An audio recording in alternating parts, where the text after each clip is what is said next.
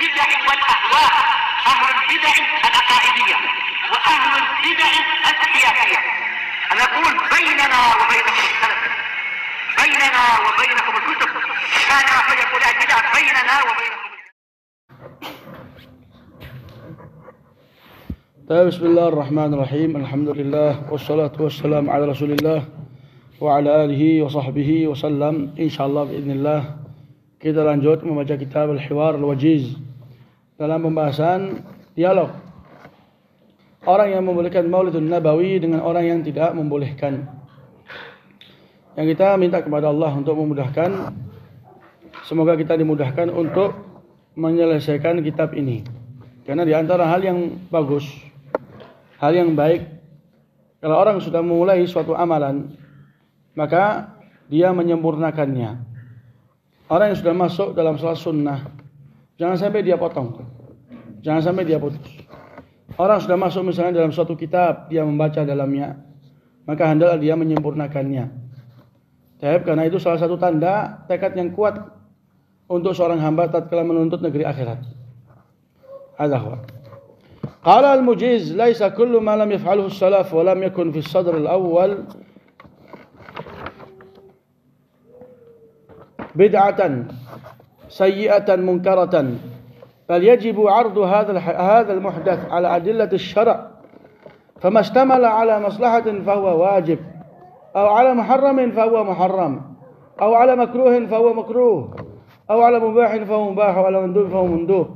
وللوسائل حكم المقاصد، فالعلماء قسموا البدعة إلى 5 أقسام: واجبة كالرد على أهل الزيغ والتعلم النحو، مندوبة كالمدارس وصلاة التراويح، مكروهة كزخرفة المساجد وتزويق المصاحف، مباحة كاستعمال منخل وتوسع في المآكل والمشارب، محرمة وهي ما أحدث لمخالفة السنة ولم تشمله أدلة الشرع العامة ولم يحتوي على مصلحة شرعية.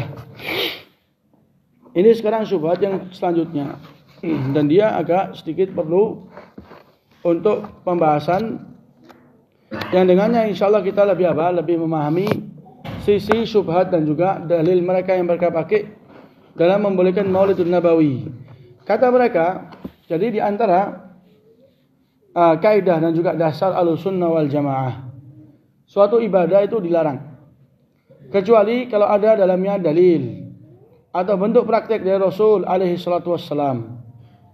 Selama dalil ibadah tersebut tidak ada dalil dalamnya, dan juga tidak ada dalamnya itu praktek dari ulama salaf, dari kalangan para sahabat dan mereka-mereka yang hidup di zaman yang baik, maka ibadah tersebut adalah ibadah yang bid'ah, ibadah yang wajib untuk ditinggalkan. Dan apabila dilakukan maka seseorang telah terjatuh dalam suatu bid'ah dan amalannya tertolak. Ini salah satu dasar yang penting, salah satu dasar yang sangat penting dengannya orang itu menjaga pintu agama. Kemudian ini orang yang membolehkan Maulidun Nabawi mengatakan enggak semua apa yang tidak dilakukan oleh salaf itu menjadi bid'ah yang baru, yang mungkar, enggak semua. Ini sekarang salah satu syubhat mereka. Akan tetapi kata mereka, ini hal yang baru ini, yang tidak ada di zaman salaf, wajib kita timbang, wajib kita tawarkan kepada dalil-dalil. Kalau dalil itu mengatakan dia adalah hal yang wajib, maka hal yang baru itu apa? Wajib. Kalau dalil itu mengatakan hal yang baru ini haram, maka dia haram. Kalau dia katakan mubah, maka mubah. Kalau dia itu makruh, maka makruh.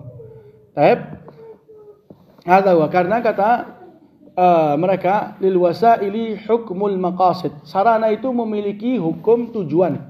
Kalau tujuannya baik maka sarananya baik. Ini ucapan mereka. Walil wasail hukmul maqasid. Hadza huwa. Kemudian mereka menyebutkan di antara contoh-contohnya di mana kata mereka para ulama itu membagi bid'ah menjadi 5 sesuai dengan hukum syariat yang jumlahnya 5. Hukum syariat itu ada 5. Yang pernah kita bahas di awal kitab Minhajus Salikin. Ada wajib, ada sunnah. Ada makruh, ada muharram, ada mubah. Ini 5. Kata mereka bid'ah ini perkara yang baru dalam agama, yang tidak ada di zaman salaf. Gak harus semuanya bid'ah yang dilarang, gak harus semuanya bid'ah yang mungkar. Tapi wajib kita perlihatkan kepada dalil-dalil yang ada. Kalau memang demikian, maka dia akan masuk dalam 1 dari 5 pembagian hukum syariat. Ada bid'ah yang wajib, ada bid'ah yang sunnah, yang mustahab, ada bid'ah yang makruh, ada bid'ah yang muharram, ada bid'ah yang mubah. Kata mereka, lihat sekarang para ulama membagi bid'ah itu menjadi 5. Siapa yang membagi ini? Al-Izz bin Abdus Salam. Al-Izz bin Abdus Salam diikuti oleh muridnya Al-Qarafi di kitabnya Al-Furuq. Dan kemudian para ulama selepas mereka mengambil pembagian tersebut, sehingga mereka jadikan itu salah satu hal yang musallam, seakan-akan hal yang sudah sepakati bahwasanya bid'ah itu terbagi menjadi 5. Padahal ini permulaan pembagian ini itu oleh Imam Al-Izz bin Abdus Salam, diikuti dengan muridnya Al-Qarafi. Bagaimana kata mereka? Ada bid'ah yang wajib, bid'ah yang wajib dilakukan. Seperti apa? Membantah kepada ahlul bid'ah dan juga mempelajari ilmu nahu. Mempelajari ilmu nahu itu wajib dan tidak ada di zaman Rasul alaihi salatu wassalam. Dan tatkala seseorang ingin membaca tafsir, ingin mentafsirkan Quran, ingin mentafsirkan hadis, ingin menjadi mufti, di antara syarat yang wajib atas seseorang adalah mempelajari ilmu nahu, mempelajari lisan bahasa Arab. Ini wajib. Apakah mempelajari bahasa Arab itu ada di zaman Nabi? Enggak ada. Berarti dia apa?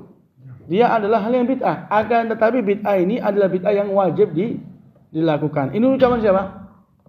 Ucapannya mereka yang membolehkan Maulidun Nabawi. Di sana ada bid'ah yang mandubah, yang disunnahkan, seperti al-madaris wa salatit tarawih. Seperti orang membangun pondok, membangun sekolah.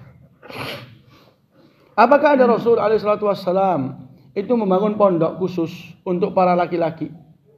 Atau membangun sekolahan untuk para anak-anak kecil? Jawabannya apa? Enggak ada. Akan tetapi membangun tempat belajar itu salah satu hal yang dianjurkan, maka dia hal yang baru cuman dianjurkan, bid'ah yang dianjurkan. Rahmakallah. Dan juga apa? Salatul tarawih. Salat tarawih itu pernah dilakukan sama Rasulullah, kemudian ditinggalkan sama Rasulullah karena Rasulullah takut akan diganti hukumnya dari sunnah menjadi wajib. Dan Rasulullah itu di antara sifat tetapnya beliau nggak suka umatnya itu terberatkan, nggak suka umatnya itu terberatkan dengan hukum syariat ini. Maka sama Rasulullah ditinggalkan dan kemudian diaktifkan kembali, dilestarikan kembali di zamannya Umar ibn al-Khattab, di mana Umar ibn al-Khattab tatkala melihat masjid penuh dengan jamaah kaum muslimin di salatul tarawih dengan imam yang satu, Umar ibn Khattab mengatakan ni'matul bid'atu hadhih. Sebaik-baik bid'ah adalah ini. Artinya mereka berdalil dengan ucapannya Umar ibn Khattab, di mana Umar ibn Khattab menamakan salatul tarawih dengan apa Baqila?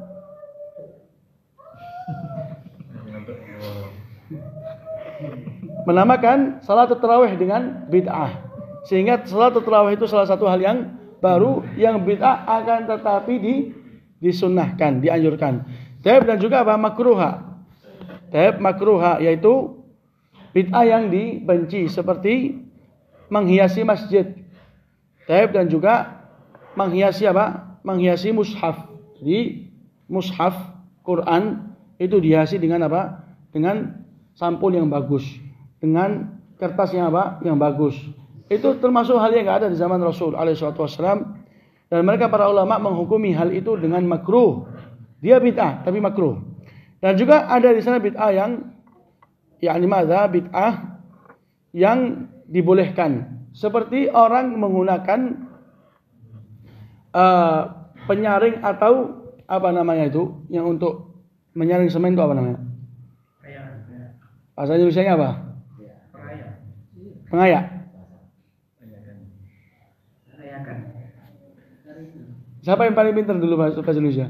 Ana kabur dulu bahasa Indonesia. Penghalus. Bukan penyaring ya? Hah? Penghalus pasir. Pasir kok semen. Al-muhim itu yang buat untuk mengayak pasir atau mengayak ada tepung, sehingga tepung tersebut lebih murni dan lebih apa? Lebih bersih.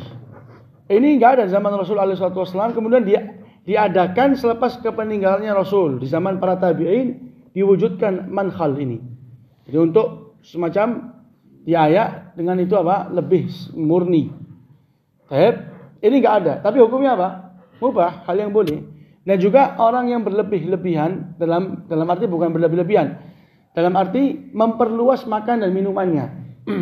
Daripada dia itu makan dengan 1 lauk, dia makan apa? Dengan 2 lauk, dengan 3 lauk, dengan 4 lauk. Ini hukumnya apa ini? Enggak ada di zaman Rasul. Rasulullah itu makanannya sangat sederhana. Maka ini hal yang bid'ah, cuman yang mubah. Ada di sana bid'ah yang haram kata mereka. Itulah bid'ah-bid'ah yang diwujudkan demi untuk menyelisih sunnah, yang dimana dalil-dalil syariat itu tidak menyaksikan atas kebenarannya. Tidak juga mengandung salah satu maslahat dari maslahat syariah. Ini sekarang ucapan siapa nih? Ucapan mereka-mereka yang membolehkan Maulid Nabawi. Kata mereka, enggak semua yang enggak ada di zaman Rasul itu enggak boleh. Dan semua hal yang baru perlu kita timbang dengan dalil.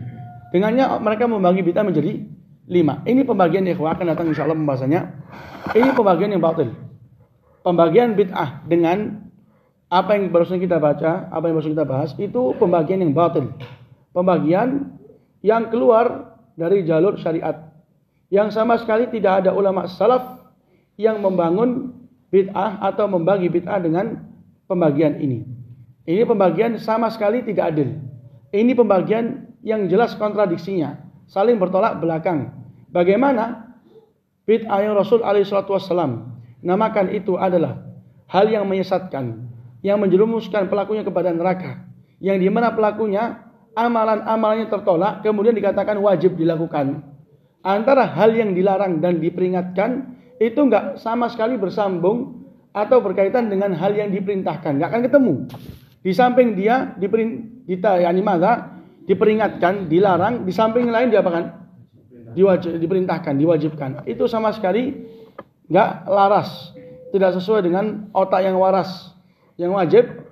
Ditolak pembagian ini. Dan akan datang insyaallah bantahan ini dari penulis Syekh Muammar Yasir hafizahullah taala yang akan kita baca insyaallah di pertemuan yang akan datang. Al-muhim pembagian ini ya ikhwah, itu pembagian datangnya dari sebagian para ulama yang enggak harus atas seorang muslim mukmin yang munsif, yang memiliki bentuk keadilan dalam membangun suatu permasalahan agama, itu enggak patut dia untuk mengikuti pembagian ini.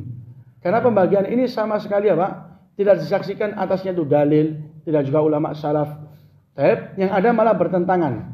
Dan apa-apa yang mereka sebutkan dari hal-hal yang memang enggak ada, kemudian ada dan diakui atas kebenarannya, seperti belajar nahu atau salat tarawih atau hal yang memang seperti itu, maka pada hakikatnya itu bukanlah bid'ah.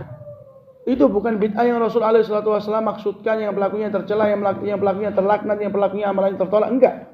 Bukan itu. Itu bukan bid'ah. Sama sekali enggak ada kaitannya dengan bid'ah. Akan tetapi hukumnya sunnah atau hukumnya boleh. Dan sama sekali itu bukan dikatakan bid'ah. Yang insyaallah akan kita bahas di pertemuan yang akan datang. Kalau ada yang mau tanya, tafadhal.